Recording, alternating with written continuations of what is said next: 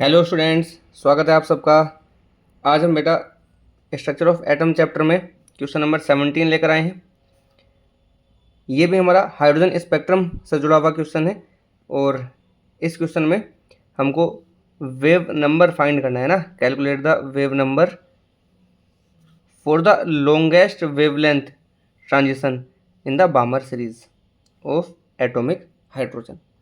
चलिए, इस वाले क्वेश्चन को सोल्व करने के लिए हमें रिडबर्ग फॉर्मूले की हेल्प लेनी पड़ेगी। रिडबर्ग फॉर्मूला, तो इससे पहले वाले क्वेश्चन में भी हम इसको डिस्कस कर चुके हैं, रिडबर्ग फॉर्मूला। ठीक है बेटा, ये क्या होता है, न्यू बार जिसको वेव नंबर बोलते हैं इज इक्वल टू 1/λ। ये लैम्डा यानी कि वेवलेंथ के इन्वर्सली प्रोपोर्शनल होता है। Is equal to RH Z square और ब्रैकेट में है बेटा 1/n1 square minus 1/n2 square, और यूनिट होती है इसकी सेंटीमीटर इनवर्स, जो कि वेव नंबर की यूनिट होती है। n1 n2 ये आपके एनर्जी लेवल्स है ना, ये नंबर ऑफ ऑर्बिट्स हैं। जेड एटॉमिक नंबर को रिप्रेजेंट कर रहा है, और ये हाइड्रोजन एटम के लिए कितना होता है बेटा, ये हाइड्रोजन के लिए होगा 1 है ना। और RH आपका ये रिडबर्ग कांस्टेंट, इसकी वैल्यू 109677 सेंटीमीटर इनवर्स। तो ये फॉर्मूला बेसिकली हमको यहाँ पे यूज़ करना है। अब इस फॉर्मूले को यूज़ करने से पहले थोड़ा सा देख लेते हैं कि इस टाइप के क्वेश्चंस को हमें कैसे सोल्व करना होता है। हमारे पास जब हाइड्रोजन स्पेक्ट्रम हमने डिस्कस किया था तो वहाँ पे पढ़ा था कि हाइड्रोजन स्पेक्ट्रम में हमको बहुत सारी सीरीज़ मिलती हैं, स्पेक्ट्रल लाइंस की सीरीज़ मिलती हैं, और उनके डिस्कवरर के नाम पर ही उसको नाम दिया गया है। जैसे कि फर्स्ट सीरीज़ जो हमको मिलती है उसको बोलते हैं लाइमन सीरीज़, फिर हमको मिलती है बामर सीरीज़ है ना। उसके बाद में फिर हमको पार्सन, ब्रैकेट, फुंड, हमफ्रे, इस तरीके से हमको कुछ सीरीज़ मिलती है ना।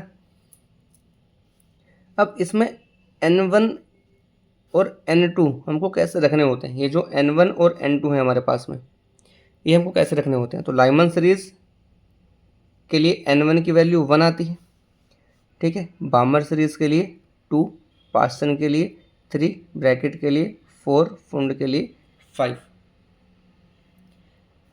जो N2 होती है वो N2 मतलब जो हायर एनर्जी लेवल है ना, हायर एनर्जी ऑर्बिट भी हम इसको बोल सकते हैं।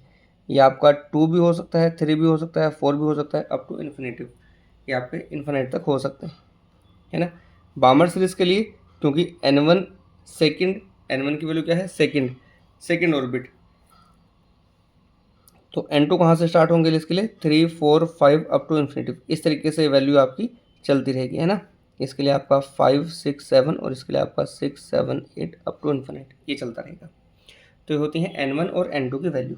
इस वाले क्वेश्चन में बेटा हमको दिया गया है बामर सीरीज़ के लिए।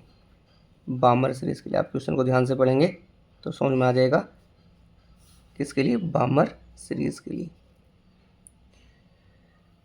तो चलिए, तो क्लियर है कि बामर सीरीज़ के लिए N1 की वैल्यू 2 होती है। अगर मैं लाइमन सीरीज़ दी होती तो N1 की वैल्यू 1 होती है। पार्सन, ब्रैकेट, फुंड, हमफ्री, इन सब के लिए N1 की वैल्यू फिक्स है। लेकिन N2 की वैल्यू कैसे पुट करें, N2 की वैल्यू तो बहुत सारी हमारे पास में। N2 मतलब हायर एनर्जी लेवल या एक्साइटेड स्टेट भी इसको बोल सकते हैं। तो बहुत सारी एक्साइटेड स्टेट्स हो सकती हैं, है ना। तो हम कैसे इसको सिलेक्ट करना होता है उसको देख लेते हैं बेटा। अगर आपको दिया हो for longest wavelength, longest wavelength जैसा कि इस क्वेश्चन में दिया हुआ है, तो लॉन्गेस्ट वेवलेंथ के लिए जिसको मैं लैम्डा मैक्स से भी रिप्रेजेंट कर सकता हूँ, ठीक है। N2 की जो वैल्यू होती है बेटा, N2 की जो वैल्यू होती है वो होती है N1 प्लस 1, N1 प्लस, अगर हमको दिया हो बेटा फॉर शॉर्टेस्ट वेवलेंथ,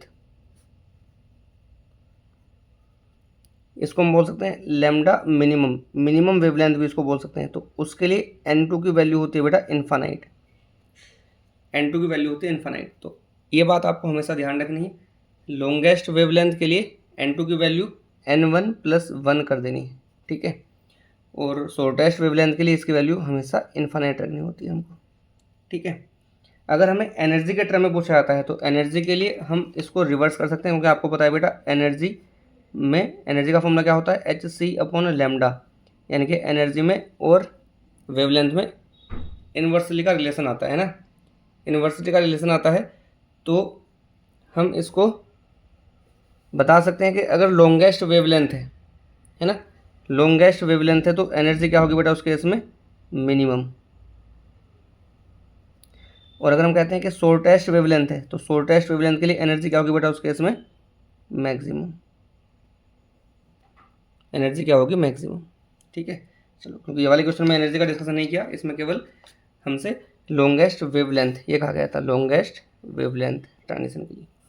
अब क्वेश्चन सोल्व करते हैं। वेव नंबर को फाइंड करना है तो हम फॉर्मूला लिखेंगे वेव नंबर के टर्म में, nu bar is equal to R H. R H की वैल्यू कितनी होती है बेटा, 109,677। और जेड की वैल्यू कितनी हो जाएगी हाइड्रोजन एटम के लिए, 1 स्क्वायर। और ये आपका बामर सीरीज के लिए हम पढ़ रहे हैं तो 1/n1 स्क्वायर, बामर सीरीज के लिए कितना हो जाएगा बेटा 2। ठीक है, तो 2 स्क्वायर माइनस 1/n2 क्या रखना है हमको, n2 हमको पता है क्योंकि हमें क्या फाइंड करना है, बामर सीरीज के लॉन्गेस्ट वेवलेंथ ट्रांजिशन। तो लॉन्गेस्ट वेवलेंथ ट्रांजिशन के लिए बामर सीरीज के लिए हमको पता है n1 कितना होता है 2, और उन्होंने कंडीशन दी है लॉन्गेस्ट वेवलेंथ के लिए, तो n2 कितना हो जाएगा बेटा 2 + 1 = 3। तो n2 यहाँ पे कितना हो जाएगा 3। ठीक है, तो ये 3 स्क्वायर। सोल्व कर लेते हैं इसको, यूनिट इसकी रहेगी सेंटीमीटर इनवर्स में, तो 109,677 और ये आपका आ जाएगा 1/4 - 1/9। ठीक है, इसको हम 1.09 × 10⁻⁵ भी लिख सकते हैं। और जब आप इसको सोल्व करोगे एलसीएम लेंगे तो यहाँ पे आपका आ जाएगा बेटा 9 - 4 और ये आपका सेंटीमीटर इनवर्स। ये आपका, मैं इसको 1.09 को अप्रोक्सीमेटली 1.1 लिख देता हूँ, कैलकुलेशन करने में थोड़ा सा आसान हो जाएगा, × 5/36। और ये वैल्यू सोल्व करके आपके आ जाएगी बेटा लगभग 1.5 के आसपास, × 10⁻⁴ 1.5 × 10⁻⁴ ये आपका हो जाएगा 4। ठीक है, और ये आपका आंसर आ जाएगा बेटा सेंटीमीटर इनवर्स में। ठीक, एक्चुअल में ये वैल्यू सोल्व करने के बाद आपकी आएगी 0.15 × 10⁻⁴ कितना चल रहा है 5। और जब हम इसको एडजस्ट करेंगे तो 1.5 × 10⁻⁴ सेंटीमीटर इनवर्स ये आपका आंसर आ जाएगा।